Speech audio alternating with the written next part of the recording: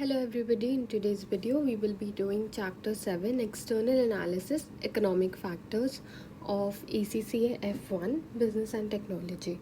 So we'll be doing this chapter in two parts. So this is the part 1 of the chapter. Before watching this video, make sure that you have already watched the previous chapters videos as well, so that it will be easier for you to understand this. The playlist of the other videos is given in the description box below. So in this chapter, we will be learning about the external analysis of the economic factors. In the previous videos, we have seen the social factors, technological factors, and etc. In this one, we'll see economic factors. Part of an organizational external pest analysis, so we know what pest was, right? Will involve assessing the economic factors which will affect its industry. The key issue is to identify potential opportunities and threats. Economics can be defined in various ways. So what is economics? Economics is the study of wealth creation. Economics is the study of how the society allocates scarce resources which have alternate use between competing ends. So we know that the resources in an economy are scarce. So economics just tells us about how we are allocating those resources for our uses, and every resource has multiple uses. I hope that's easy to understand. So now let's see, there are two types, macroeconomics and microeconomics. We'll be studying both of them. So what is microeconomics? Microeconomics deals with a single individual, okay? It's on a smaller note, whereas macroeconomics deals with the aggregate, okay?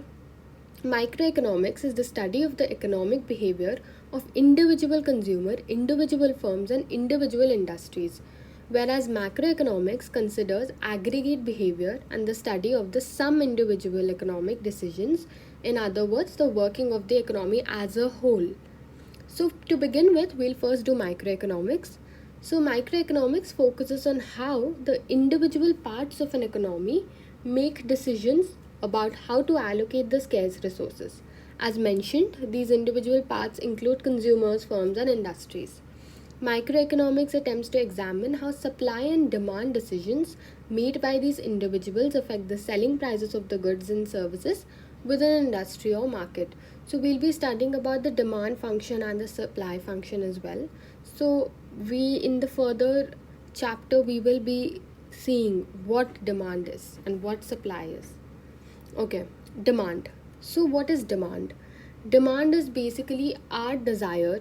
Like if I demand for a particular good, that means I have a desire to buy that good. I'm demanding for that good. That is the meaning of demand. Individual demand.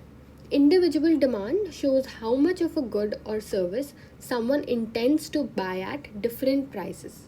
This demand needs to be effective.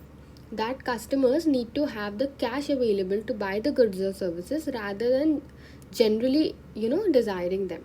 When considering the level of demand at a given price, we assume what the conditions of demands, other variables are held constant. So it's not just desiring about a particular good.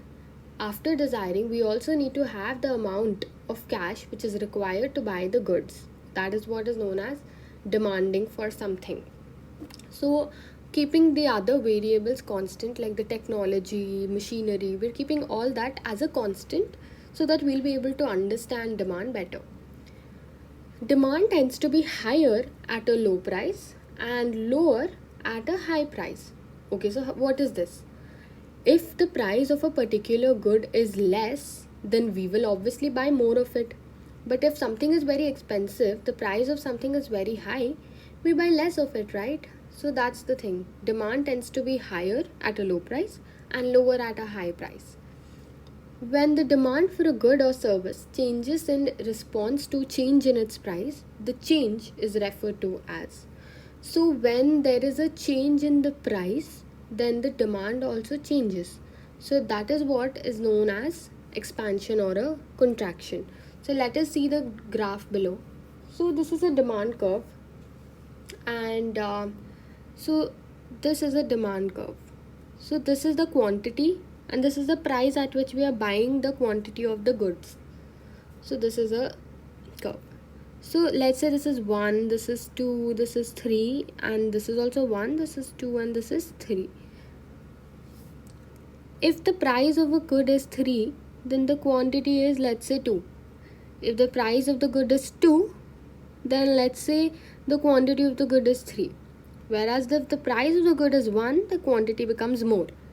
Are you able to understand what it's saying? So when the price is high, the quantity is less. When the price is low, the quantity we buy is more. It's that simple. So in the diagram below, the demand curve D illustrates a normal downward sloping demand curve, and movements along this curve as the price changes would be called a contraction in demand, price is rising, or an expansion in demand when the price is falling. So when there is a movement along the same curve, as you saw in the illustration, this is the curve. First, this was our point, and when the price gets reduced, this is our point. However, the curve is not shifting, the curve is not changing its position like this, right? It's staying on the same exact curve. So this is known as contraction and expansion. And let's see what contraction is. So contraction happens when the price is rising. Okay, so when the price of a good is rising, then the demand falls, demand shrinks, demand contracts. That is what is called as contraction in demand. When the price is falling, then customers demand for more of the goods. That means demand is expanding. There is an expansion. I hope that's clear. So if the first price was this, and then this was the demand, when the price reduced, the demand increased. So this is expansion. Okay. If this was the first, then the price increased, the demand fell, right? The quantity demanded is less now. So that is contraction. For most goods, the lower the price, the higher will be its demand. This is the result of two processes. So what are the two processes because of which when the price is low, people tend to buy more of it? So there are two things. First thing is substitution effect. So what is substitution effect? Let's take an example of Coke and Pepsi. We like Coke and we like Pepsi. They're almost similar and they're almost the same thing if you think about it.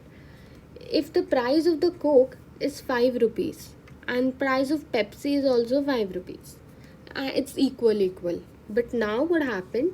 Price of the Coke is 5, but the price of Pepsi became 2.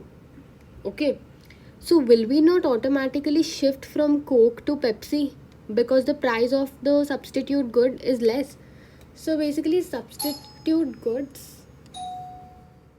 So what is substitution effect? So as we have seen in the example, so the people who used to buy Coke earlier, when they saw that the price of Pepsi came down, they will eventually start shifting to Pepsi from Coke, right? So the demand for the demand for Coke falls and the demand for Pepsi increases. Why? This is because substitution effect. People can start substituting Pepsi in the place of Coke. So that is what is known as substitution effect. This is where a consumer buys more of one good and less of another because of the relative price changes. Thus, if two goods are substitutes, a fall in the price of the first will lead consumers to switch some demand to the lower price good, substituting the first good for the second. Now let us see what income effect is. Income effect is where a change in the price of the good affects the purchasing power of the consumer's income, a change in their real income.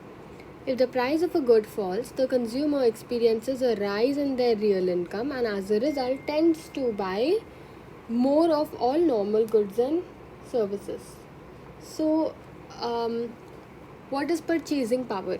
So, if my salary is 10 rupees, let's say my salary is 10 rupees, and I would like to, what is my purchasing power? I would like to save 5 rupees. Okay, these are my savings, and then I would like to spend the rest 5 rupees. So this is my purchasing power, because even though I am getting a salary of 10 rupees, I am saving 5 rupees and I am ready to spend the rest 5 rupees. So the rest 5 rupees which the consumer is ready to spend on consumption of goods is known as the purchasing power. Now, if the price of a good is let's say 3 rupees, then okay, let's say the price of the good is 3 rupees and I can spend it. But then if the price of good is 2 rupees, I'll be able to buy two of them, right? I can buy two of them. So that is what they're saying, that if the price decreases, then the purchasing power increases. KPLC is a motor car manufacturer. It may find that if it raises the price, it sells its cars for the demand for the vehicles, and therefore the number of the cars the company sells will fall. This could be due to the substitution effect. There are a large number of car manufacturers and customers can choose between. If K raises its prices, it may become more expensive than its rivals, leading to the customers to switch to the low priced alternatives. K sales may also suffer because of the income effect. Cars are normally relatively expensive, costing a high proportion of the consumer's income. If Case prices its cars at too high a price, many of its customers may simply become unable to afford the product, leading to a drop in the demand. In most cases, the income effect is relatively weak. However, if expenditure on the goods is a large proportion of consumers' income, example, in the case of a house purchase, the effect will be relatively large. Tastes. Of course, the tastes can be manipulated by advertising, and producers try to create markets particularly for ostentatious goods. For example, air conditions, which are ancestors, survive perfectly well without. So what are ostentatious goods? Ostentatious goods are those goods which earlier were not required in the society but now they are required. So some of the goods are in seasonal demand, example cooked meat. So even though they are available all year round, because tastes change, more salads are consumed in the summer. Okay, now let's come to market demand. What is market demand? Market demand shows the total amount of effective demand from all consumers in the market. Market demand is usually shortened to demand and represented by a straight line curve on a graph. The demand curve for most normal goods is negatively inclined, sloping downwards from left to right for the reasons explained in the previous section. So we know how a demand graph is. This is the quantity, this is the price, and this is how the demand curve is. I hope that's clear. So what are the conditions of demand? Individual and market demand consider exclusively the influence of prices on the quantity demanded, assuming other factors to be constant. These factors, termed the conditions of demand, will now be considered with price held constant. Any change in one or more conditions of the demand will create shifts in the demand curve itself.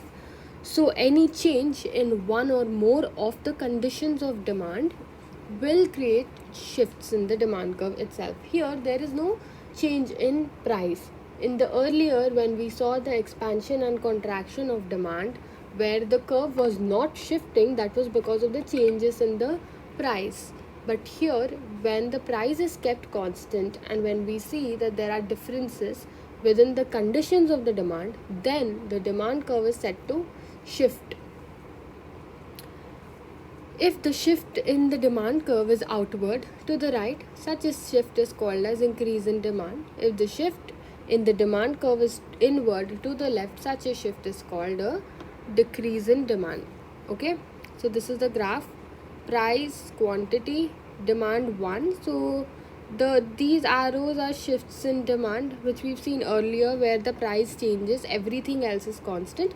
And when the demand curve shifts to this one, that is called as expansion of demand, and that is called as a shift in the demand. I hope that's clear. So what are the conditions that affect the demand curve to shift?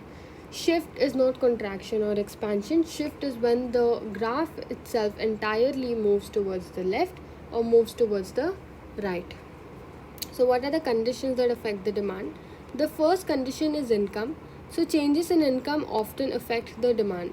So how do changes affect the demand? I think that's very easy to understand, that lower direct taxes raise disposable incomes, and other things being equal, make consumers better off. This might cause less demand for necessities and more demand for luxuries.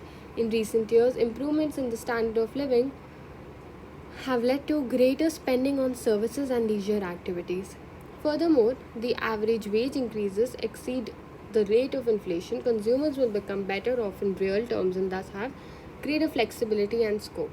So, obviously, as the income of the consumer rises, they'll be able to buy more of the goods, hence, the demand increases because they have more of purchasing power, they have more disposable income.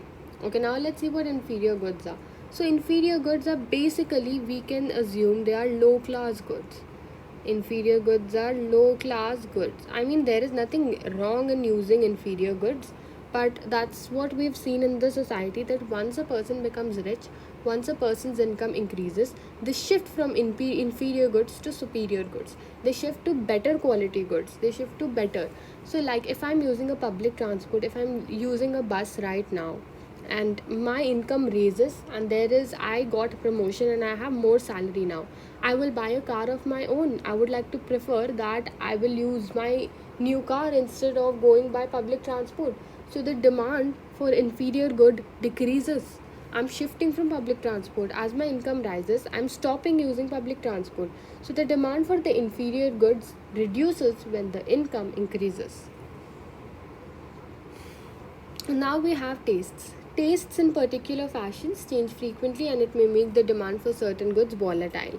So tastes, so as you know, some things are in trend, some things are not in trend. Tastes of the consumers keep changing always, right? So it's very volatile. So if something is very trendy, the demand for the good is very high. But if something loses its taste, loses its trend, then people don't demand for it anymore. The prices of other goods.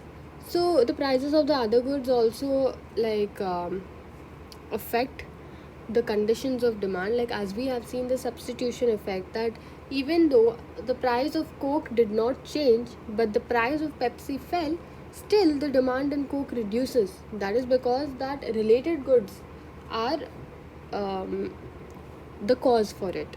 Now we're not going to talk about substitution effect. We are going to talk about a new concept which is complementary effect. So what are complement goods? So complement goods are like when you use one thing, the other good is also supposed to be used with that. For example, if I buy a car and if I don't buy petrol, it makes no sense. I'll not be able to use the car.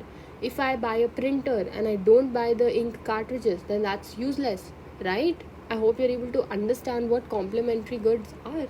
So tea and coffee. I can use tea without coffee. I can use coffee without tea. So they are substitute goods. So what are complementary goods? They complement each other. So if the price of the cars increase, then people will buy less cars.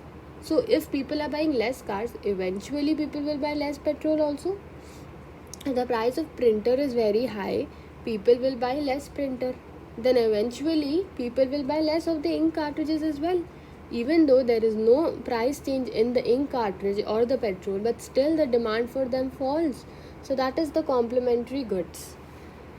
Goods may be unrelated or may be complements or substitutes for each other. The former have no effect, but the latter two are significant. If goods are joint demand, complements such as cars and tires, a change in price of one will affect the other also. Therefore, if the price of cars falls, demand for them will rise, meaning that there is likely to be an increase in demand for tires. Where goods are substitutes, a rise in the price of one will cause an increase in demand for the other.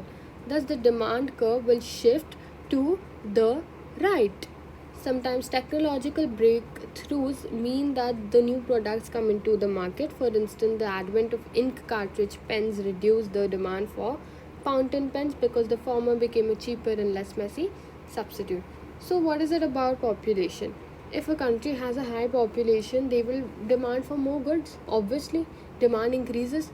But if the population of a country is low, then there will be a less demand of goods. It's that simple. So, if the proportion of old people relative to young people increases, then the demand for products such as wheelchairs and care homes will increase, while cots and nappies will be expected to decline. In the analysis of how demand and supply model works, the distinctions between increase, decrease in demand and expansion, contraction in demand are very important. Remember, if a price change occurs, there will be a movement along the demand curve, and the result will be either an expansion or contraction. This is not shifting, this is what we had seen earlier. So if only a price change occurs, then the demand curve will either shift or contract. Sorry, the demand curve will either expand or contract. I'm sorry, that was my fault. I repeat, if there is a change in the price, then there will be a movement along the curve. It will not shift the curve. It will be either expansion or contraction, which we have seen in the earlier part of the video. If the conditions of the demand change, there will be a shift in the demand curve, and it will result in either increase or decrease in demand. Which of the following would not lead to a shift in the demand curve for overseas holidays? Okay, an advertising campaign by holiday tour operators that will shift. A fall in the disposable income, it is also a condition of demand, it will also shift. A rise in the price of domestic holidays, that will also shift, obviously. A rise in the exchange rate for the domestic currency. When the exchange rate increases, that will be seen as contraction or expansion of the demand. Since the changes in the price of foreign holidays leads to a movement along the demand curve and not a shift in the curve. So the answer is not the exchange rate, the answer is CA. Why is it so? Because when there is a change, as we have seen, that whatever happens, if the price changes, then that will only show expansion or contraction, it won't shift the curve. The answer given in your books, the answer is D in your books, and that is wrong. D is not the answer, C is the answer. Okay, now we come to elasticity of demand. What is elasticity? Elasticity generally refers to the relationship between two variable measures, the responsiveness of one dependent variable to the change in another independent variable. There are several types which are useful to economists. Price elasticity of demand. So what is price elasticity of demand? This concept explains the relationship between the changes in the quantity demanded and the changes in the price. So price elasticity of demand explains the responsiveness of demand to the changes in price. The coefficient of price elasticity of demand is calculated by price elasticity of demand. Does it begin with price? So price always comes in the denominator. What price elasticity of demand? So price always comes in the denominator. Just keep that in mind when you're doing price elasticity of demand. So price elasticity of demand is the changes in the quantity, percentage change in quantity upon the percentage change in price. It is critical that percentage or proportional changes are used rather than absolute ones. So note that the percentage change is negative and the minus sign is typically ignored. So whenever we are doing price elasticity of demand, if our answer comes in negative, we just ignore the negative sign. So now let's see this. Don't get scared by seeing this. This is very easy. So now let's see what price elasticity of demand is. What is price elasticity of demand? Percentage change in quantity upon percentage change in price. So when the PED is less than 1, it is inelastic. When the PED is equal to 1, it is unit elastic. When PED is more than 1, it's positive. It's more than 1, it's obviously elastic. I hope that's easy to understand. If the PED is equal to 1, it is unit elastic. Unit means 1. If the price elasticity of demand is more than 1, then that's a good thing, that it's greater than 1, that is obviously elastic. But then if something is lesser than 1, then it is inelastic. So let us do the illustration 1. First read it yourself and try doing it yourself. I'm giving you 2 minutes, then I'll discuss it.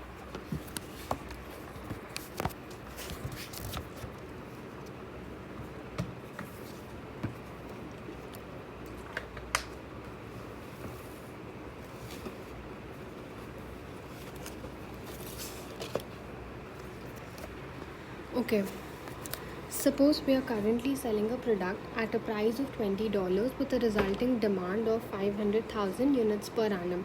A marketing manager has suggested dropping the price to 19 and claims that demand will rise to 550,000 units, calculate the PED. PED is price elasticity of demand.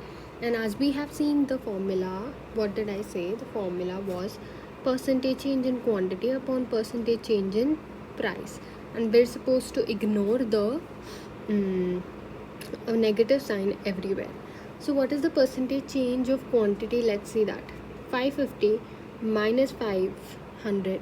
What is it? It is 50,000, right? So 50,000 upon the initial price, which was this, into 100. So here I've done it.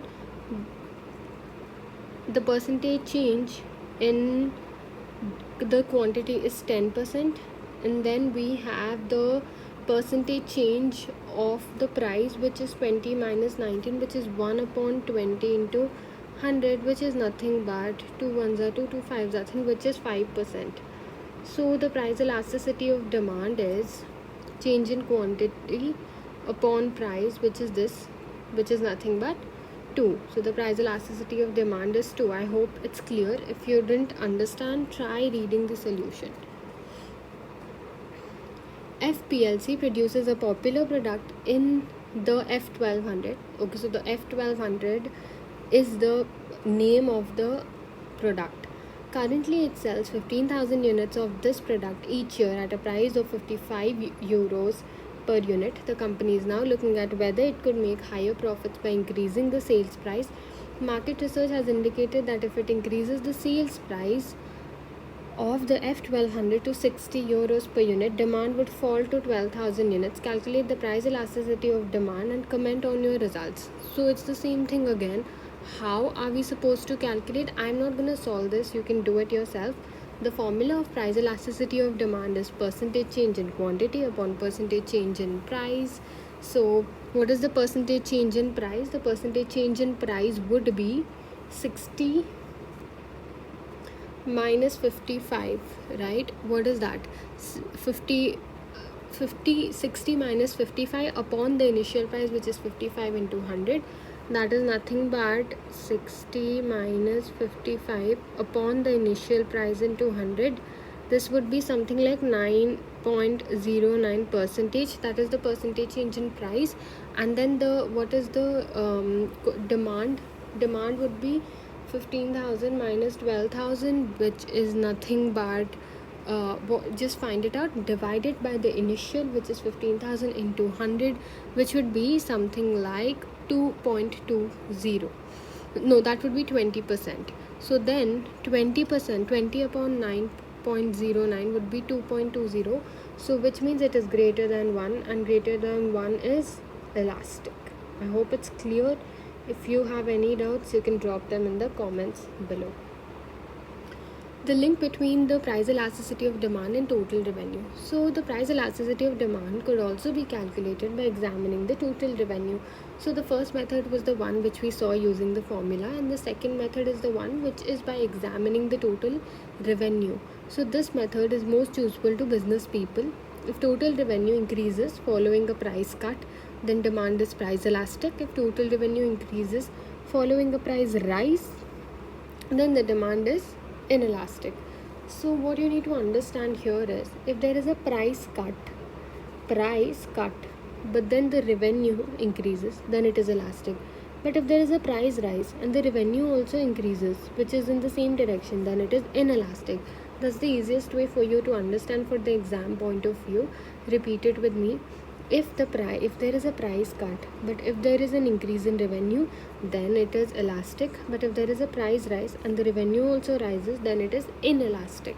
Conversely, if total revenue falls after the price cut, if there is a price cut and the revenue also falls, then it is inelastic because it's in the same direction. But then if there is a price rise and the revenue falls, then it is elastic. If the total revenue remains unchanged, then the demand is of unitary elasticity, which means that the PED would be 1. What are the factors which influence the price elasticity of demand? Okay, before we do this, let's once again revise the price elasticity of demand's formula. So what is price elasticity of demand? It is the percentage change in quantity upon the percentage change in price. So how do you calculate the percentage change in quantity? I think it's very basic and you've done it in second grade, but we'll still understand how to find the percentage change. So there'll be two quantities given and two price given. Ignoring the minus sign, we subtract the two. After subtracting, let's say quantity 1 minus quantity 2 upon, and the initially how much the quantity was. Initially, if the quantity whatever that was, upon that into 100. And it's the same thing with price, upon the initial price into 100. This is the formula of PED. I hope it's clear. And what was the second method we saw? The revenue method of calculating the price elasticity of demand. So the revenue method of price elasticity of demand states that if there is a if the price reduces and the revenue increases, then it is elastic, whereas if the price increases and the revenue also increases, then it is inelastic because it's in the same direction. And what is the converse of it? The converse of it states that if the price reduces and the revenue also reduces, then it is inelastic because it's in the same direction. And if the price reduces and the revenue increases, then it is elastic. I hope that's clear. Now let's do the factors that influence the price elasticity of demand. So there are several factors which determine the price elasticity of demand. The first one is proportion of income which is spent on the good. What is the proportion of the income which is spent on the good? Where a good constitutes a small proportion of consumers' income spent, then a small price change will unlikely to have so much impact. Therefore, the demand for unimportant items such as shoe polish, matches and pencils are likely to be very inelastic. Conversely, the demand for quality clothing will probably be elastic. Substitute. If there are closely unavailable substitutes for a product, then an increase in its price is likely to cause a much greater fall in the quantity demanded as consumers buy suitable alternatives. We've studied that. Thus, demand for a specific variety box of chocolates may be fairly elastic because there are many competing brands in the market. In contrast, the demand for a unique product such as the Time Form Racehorses Annual for racing enthusiasts will tend to be inelastic. Why? Because there are no substitutes for it. Necessities. So even though even if your income is less, even if you are not that rich, but you still buy necessities, right? Even if your income goes from 100 to 50, you will still buy the basic necessities, right? So the demand for vital goods such as sugar, milk, bread tends to be stable and inelastic. It is inelastic. Why? Because no matter what the situation is, you still keep buying it, right? Okay, moving on. Habit. So if you have a habit of buying a certain good, like if you have some habit, then even if your income reduces or even if there is some reason, you still keep buying it because you have a habit of buying it no matter what the situation is. So when goods are purchased automatically without customers perhaps being fully aware of their price, for example milk or perhaps newspapers, the demand is inelastic. Why? Because no matter what, you keep buying it. This also applies to addictive products such as cigarettes and drugs. Time. So in the short run, consumers may be ignorant of the possible alternative goods in many markets. So what happens is suddenly when there is a price rise, maybe because you're used to it, you don't really care much because you feel right now at this moment you feel like it's okay, I'll just buy even if it's expensive. But after a while, after a long time, then you might decide to switch between the products. So in the short run, consumers may be ignorant of the possible alternative goods in many markets, so they may continue to buy certain goods when their price rise. Such an inelasticity may be lessened in the long run as consumers acquire greater knowledge of the market. So suddenly when the price of some good increases, you don't know, you're not aware of the other products. But if you keep paying the expensive price, suddenly you'll be like, yeah, let me look for alternatives. So that is a time when the demand becomes elastic. What is the definition of market? If a market is defined widely, example food, there are likely to be fewer alternatives, and this demand will tend to be inelastic. So when you just think about the food industry, car industry can't replace it, right? um, Obviously books industry can't replace it. So when you see it on a broader note or a broader view, then it is inelastic. But then if a market is specified narrowly, if you're particularly seeing a particular segment, that is orange drinks, then there will be probably many brands available, therefore creating elasticity in demand for these brands. Would a computer games manufacturer expect to see a high or low price elasticity of demand for its products? So, availability or substitutes. So, obviously, there are various substitutes. If you don't like one game, you can always shift to another game, or if you feel like one game is like very expensive, then obviously you can shift to another. It is very elastic. So, obviously, because demand can change anytime. And then we have proportion of income spent on items. The higher the proportion of their income that a customer spends on a game console, the higher is the PED. If buying a computer game uses a large proportion of a consumer's income, price rises will increase the chance that they will be unable to afford the product, reducing the demand. Customers also more likely to scrutinize high price purchases if they see that it represents something good, or if they see that it represents something which is value of money. And then we have necessities. Necessities such as bread or petrol are normally inelastic, as customers will be forced to purchase them regardless of whether the price increases or not. So games are not necessities, right? So this makes them more elastic. So if I don't have income, then I will not prefer buying the game, right? Because that's not that important. Time. So the longer the price change lasts, the more likely the product is to become elastic. A rise in prices for a game console may not reduce the demand in the short term, but the longer the price remains high, the more time customers have to shop around for cheaper substitutes. I've explained this point in the previous part, right?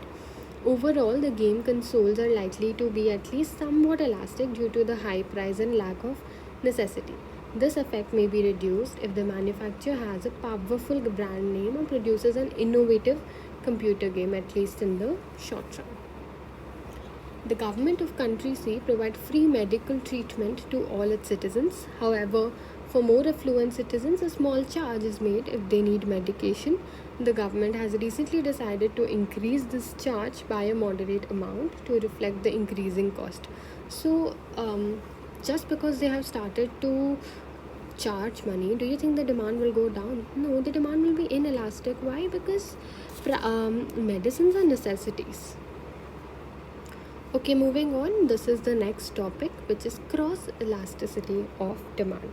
So what is cross elasticity of demand? Earlier we have seen the price elasticity of demand. Now we will see the cross elasticity of demand. So cross elasticity of demand, which is represented by XED, measures the sensitivity of demand for one good to changes in the price of another good. So when the price of some other good changes, then our demand reduces. If my friend's product, they have a price change, it affects my product's demand. Like we have seen in the Pepsi and Coke example, substitutes, that the change of price of Pepsi affected the demand of Coke, right? So that's what they're talking about. The formula for cross elasticity of demand, XED, is given below. So what is XED? As we know that the change in price in PED, in price elasticity of demand, we saw that price always came in the denominator. In the same way, even in cross elasticity of demand, change of price always comes in the denominator. So percentage change in quantity demanded of good A to the percentage change in the price of good B. For example, suppose the XED of butter with respect to margarine is plus 1.5 and the price of margarine falls by 6%, we can estimate that the demand will increase by 1.5 into 6. Why? See what is this? Here the quantity demanded and here the price falls, which is 6. So if you want to find Q, you cross multiply it, right? So 6 into 1.5 is equal to Q, which is nothing but 9%. I hope it's clear. It's basic mathematics. Now let's see the sign of cross elasticity of demand.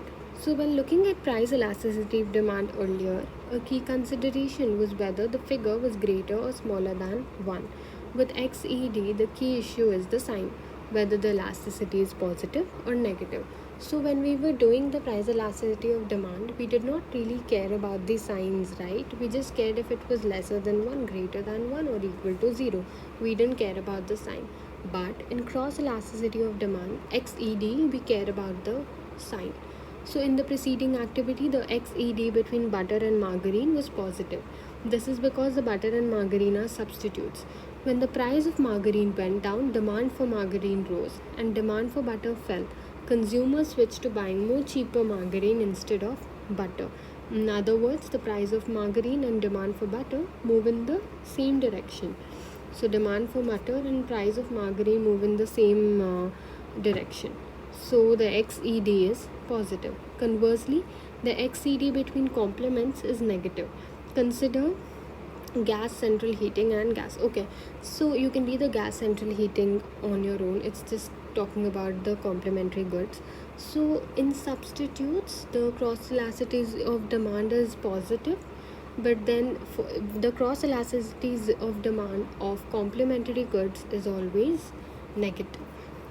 Okay, now we'll be doing supply. So the supply. So till now we have been talking about demand of a product, and we saw how the demand curve is. It was like this, right? Now we are gonna start learning about supply. So what exactly is supply? So demand was from the consumer side, from the customer side. What do they demand for a product? So now we are going to see the producer or the seller side, which is the supply. Sellers are the people, or producers are the people who supply the goods. Now we are going to see their side of the story. A supply curve shows how many units producers would be willing to offer at sale at different prices over a given period of time. And what was demand? Demand was how many units consumers would like to buy at a different price. So the supply curve of a firm is underpinned by the desire to make profit. So as we have seen in demand, what did we see? We saw that if the price of the good is less, then people demand for it more, and if the price of a good is very high, people demand for it less.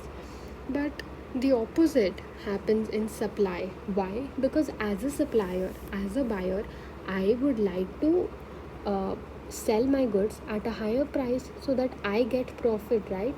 Why would I want to supply my goods at a lower price? It makes no sense. So this is what supply talks about.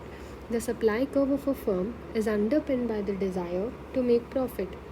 It demonstrates what a firm will have to provide to the market at certain prices. If the prices that goods can be sold at increases, each unit will make more profit, meaning that they will wish to supply more units for the market.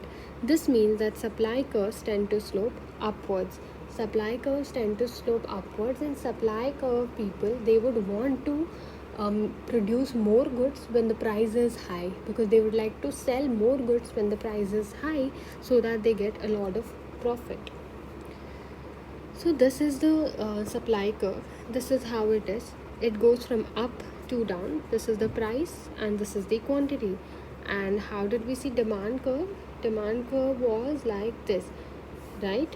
But this is a demand curve and this is a supply curve. Okay. Now we have the conditions of supply. What is conditions of supply? So a change in factors can cause, more than price will move the supply curve itself. So we are going to see how the changes in the conditions of supply move the supply curve itself. Okay, So change in the factors other than price. Okay, so let's see how it is. So this is the quantity and this is the price. I know it's not clear, but it's okay. Let's try to understand. So this is a supply curve. So let's see the first supply curve. So this much quantity at this price is produced, and this is another supply curve that at the same price this much quantity is produced. Now let's see, why is there an upward shift of supply? What is an upward shift of supply? So this means that the cost of the supply has increased. At existing prices, less will now be supplied, as shown in the figure. Q supplied falls from Q. Earlier, this was a supply curve, and with the same price we used to produce this much output, but now the price of the raw materials has increased. So because of that, even though the price of a good is same, but the price of the producing is more, so now a quantity falls to this. So quantity we supply reduce. So the supply curve shifts from S2 to S1. So price is same, price is constant, but still the supply curve shifts upward. So why does that happen? As we have just spoke about the production costs, higher production costs. The cost of production may increase because the factors of production become expensive. These conditions such as higher wage costs per unit, higher input prices, and increased interest rates will lead to a reduction in supply. And the second point is indirect taxes. The imposition of an indirect tax such as VAT makes the supply at existing prices less profitable. With an indirect tax, the costs of production are raised directly because the tax must be paid on each item sold. The profit margin is reduced because we have to pay the indirect taxes. So that was the upward shift of the supply curve. Now we have the downward shift of a supply curve. A shift in the supply curve from S1 to S2 illustrates the increase in supply, with more being supplied at each price. So S1 to S2. So this was earlier our quantity which is there. Now this supply shifted here and the output becomes more. So why is it so? What are the reasons for the downward shift of supply curve? The first thing is technological innovations. So when new technology is invented, then our work is done more quickly in a more efficient manner with more cheaper labor. So that is when obviously we will start producing more of our products. For example, the advance of microchip technology lowered the cost of computers and led to large increases in supply. The second thing is the more efficient use of the factors of production. When we start using the factors of production more efficiently, then obviously we can now finally start producing more of the goods, right? So introduction of a shift system of working might mean fuller use of productive capacity, leading to lower unit costs. Improvements in productivity may be secured by maintaining output but with fewer workers. And then we have lower input prices. So what is lower input prices? It is like cheaper raw material imports, lower price components that bring down the production cost. Now we have a reduction or abolition of an indirect tax, or the application or increase in the subsidies.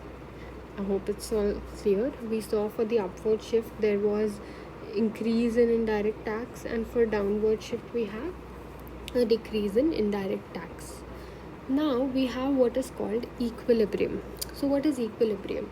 Equilibrium is when the demand and supply are equal. Let's just get deep into it. Don't worry, you will understand it. I'm sure that you're finding this chapter a bit difficult, but if you just listen to what I'm saying, it will be easier for you to understand.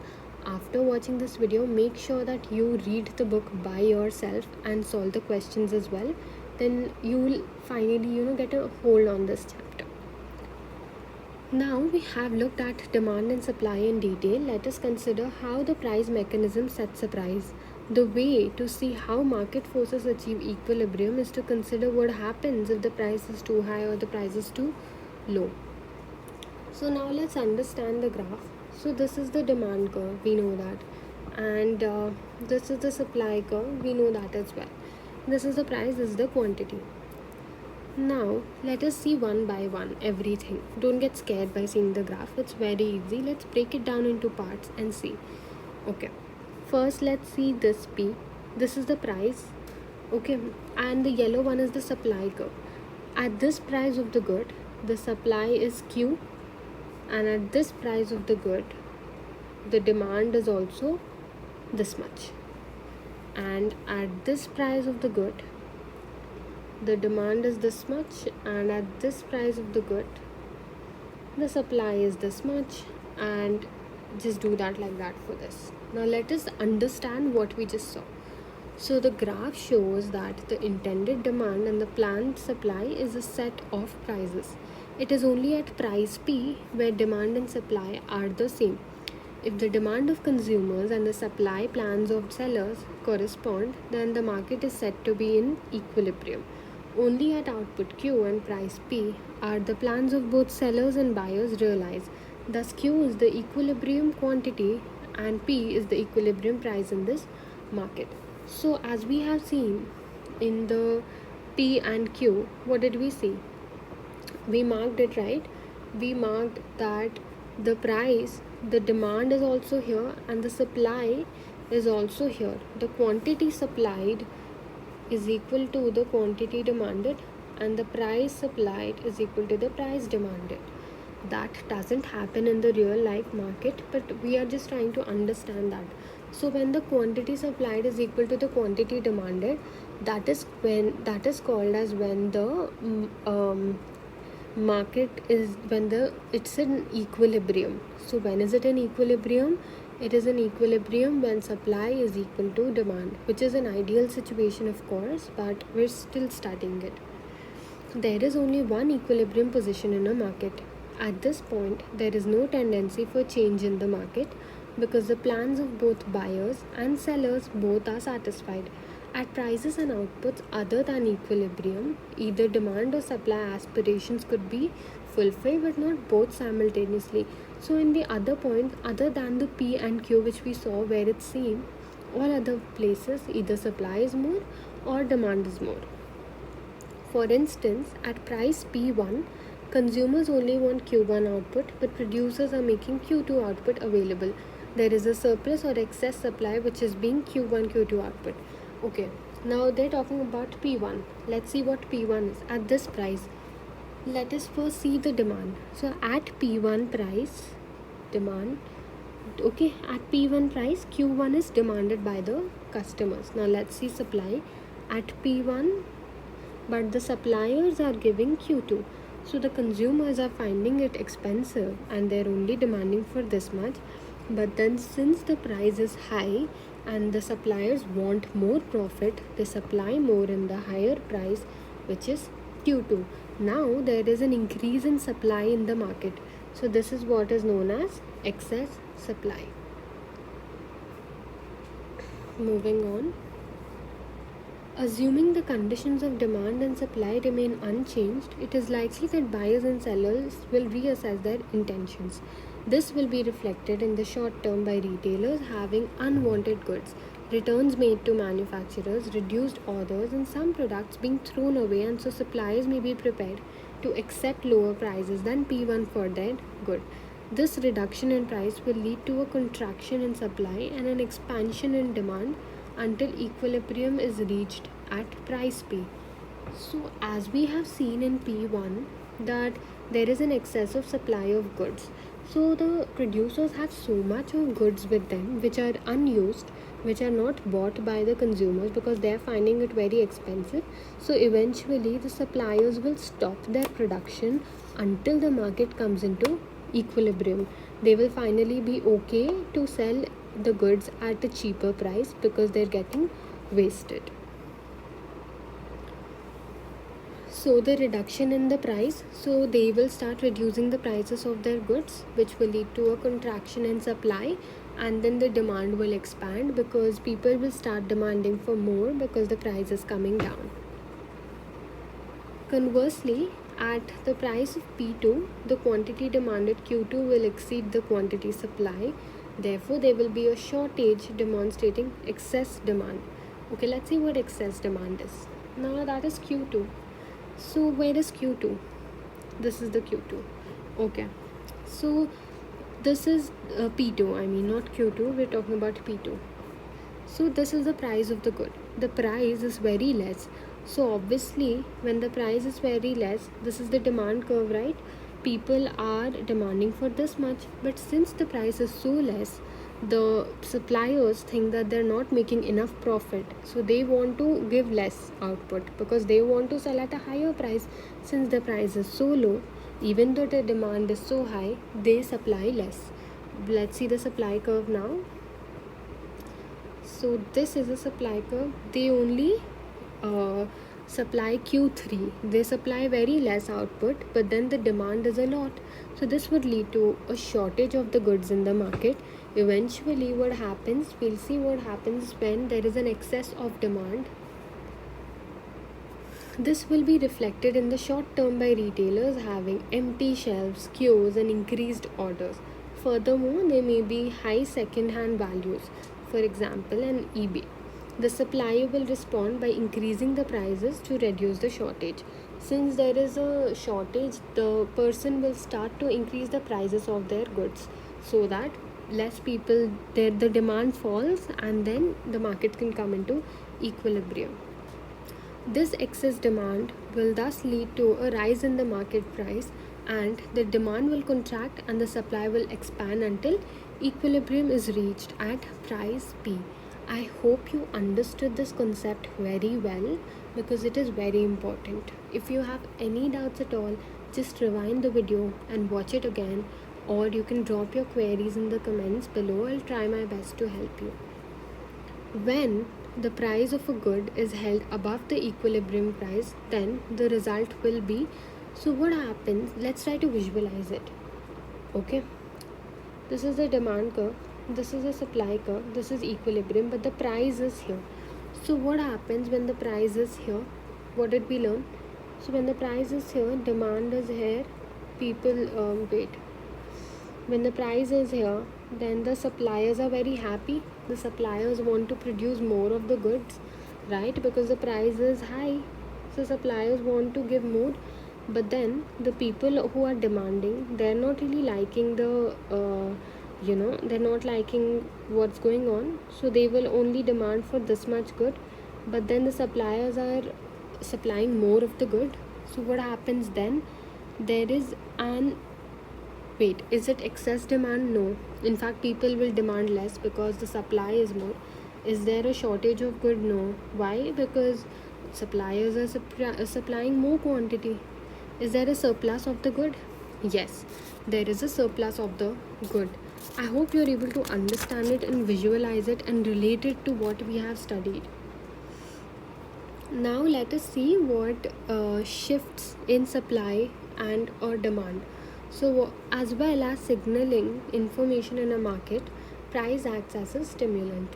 The price information may provide incentives for buyers and sellers. For instance, a price rise may encourage firms to shift resources into one industry in order to obtain better reward for their use. So for example, suppose the equilibrium is distributed when the conditions of demand change.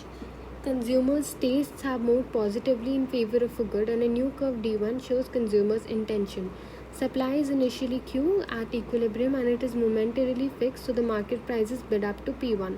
However, producers will respond to this stimulus by expanding the quantity supply. The expansion, okay, this is just what we have already decided. Is that clear? More inelastic supply tends to give rise to a greater price volatility in a particular market over long term. The longer term effects of these changes in the market depend upon the reactions of the consumers and producers. The consumers may adjust their preferences and producers may reconsider their production plans. So both of them adjust their preferences so that the market can reach to equilibrium again. The impact of the latter on supply depends upon the length of the production period. Generally, the longer the production period, the more inelastic the supply is. Price acts as a signal to sellers on what to produce. Price rises with all other market conditions unchanged will act as a stimulus to extra supply. Equilibrium price is where the plans of both buyers and sellers satisfied. Okay, in this part, this is the first part of the video, we will stop at minimum and maximum prices. In the beginning of this video I said that we'll complete it in 2 parts, but I feel like maybe we'll complete this chapter in 3 parts because it's a lengthy chapter and I don't want to rush and finish it in a hurry because you'll not be able to understand. So I would request you all to watch this video, and after watching, read the lesson on your own so that it stays in your minds. And in the further part of the video, in the further videos, I will be doing the part 2 as well as the part 3 of this chapter. And make sure that you watch the other chapter videos as well. The playlist is given in the description box below. And let me know if you want some handwritten notes on all the chapters. Comment down if you require the notes. Then if you require the notes, then I will give you notes as well. So I hope you understood the chapter. Thank you.